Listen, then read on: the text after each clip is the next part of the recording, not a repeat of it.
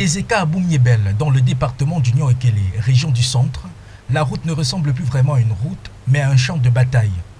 À peine 100 mètres parcourus, et déjà une succession violente de nids de poules, devenus au fil du temps de véritables cratères. Des véhicules qui tombent en panne, des motos qui glissent, des passagers exaspérés. Ici, avancer est un défi quotidien. La route est gâtée, bon, pour arriver à Wimbe, ce sont les problèmes. On a les pannes chaque jour, et les camions qui passent sont toujours en train de gâter la route. On a dit qu'on devait arranger, mais il n'y a pas de suite. Et la voiture, comme vous l'avez vu là, je sors comme ça là de la panne, regardez-moi. Donc à tout moment, il faut que j'essaie d'arranger la voiture pour essayer de soulager les passagers. Et comme la saison pluvieuse est venue là, c'est encore plus grave. Pour les usagers, c'est un calvaire permanent avec un impact lourd sur le temps de trajet qui explose, mais aussi sur les coûts.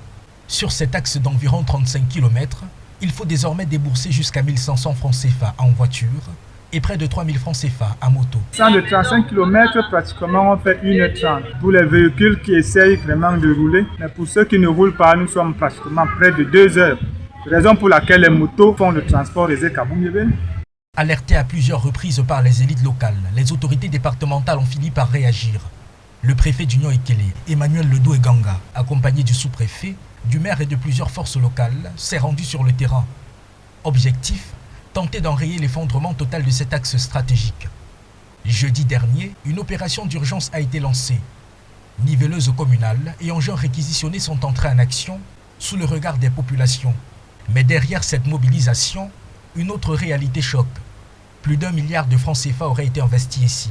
Des travaux lancés il y a 2 ans pour une durée de 18 mois, aujourd'hui à l'arrêt. L'entreprise adjudicataire, quant à elle, est introuvable. Sur le terrain, la descente des autorités rallume une lueur d'espoir. Mais face à l'ampleur des dégâts, le mal, lui, est toujours bien ancré.